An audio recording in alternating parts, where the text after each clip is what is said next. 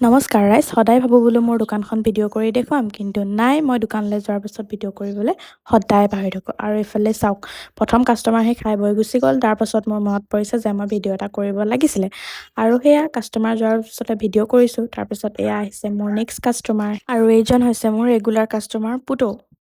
ইফালে এইজনে আকৌ ভিডিঅ' কৰিছোঁ বুলি গম পাই মুখখন এইফালে নুঘূৰোৱাই হ'ল। মোৰ আকৌ ভিডিঅ' কৰিবলৈ লাজ, তাৰ আকৌ ভিডিঅ'ত মুখখন উলিয়াবলৈকে লাজ।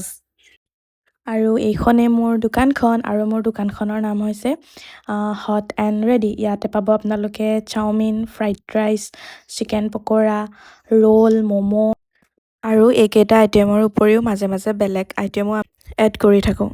পাছলৈ বাৰু মই দেখাবলৈ চেষ্টা কৰিম মই দোকানত কি কি বনাওঁ, কেনেকৈ বনাওঁ, আৰু মানুহে খাই কেনেকুৱা পায় সেয়া জনাই যাম।